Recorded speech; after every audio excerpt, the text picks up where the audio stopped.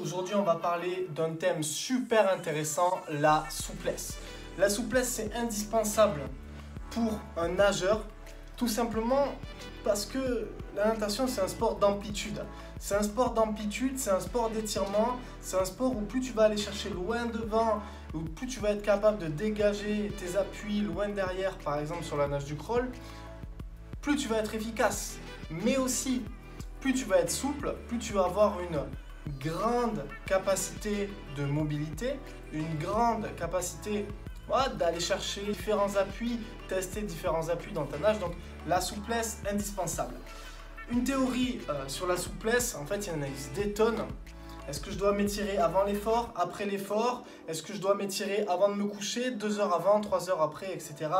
Voilà, au niveau du timing, il n'y a pas de timing. Il faut vraiment comprendre dans quel état d'esprit on va aborder la souplesse pour le nageur. Il faut vraiment comprendre cet état d'esprit.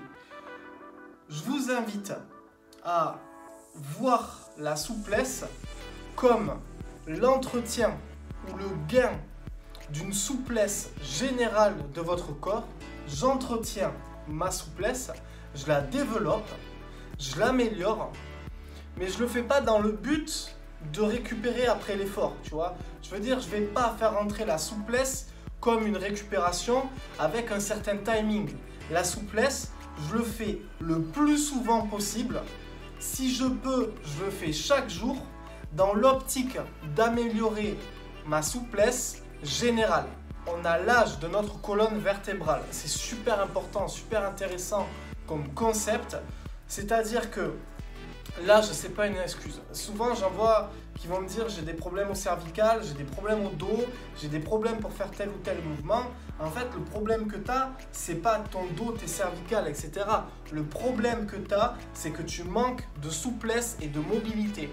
Donc, je t'invite vivement à développer ta souplesse quotidiennement et ne pas te prendre la tête avec quel timing par rapport à l'effort. Si tu as fait une séance de renforcement musculaire, ne te prends pas la tête avec est-ce que je dois le faire avant, après, ou 2 heures avant, 2 heures après.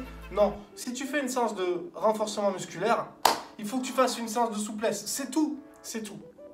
Peu importe quand, il faut que tu le fasses. Ça, c'est le premier aspect. Et le deuxième aspect, c'est le plus régulièrement possible, tu vas faire tes séances de souplesse. Voilà.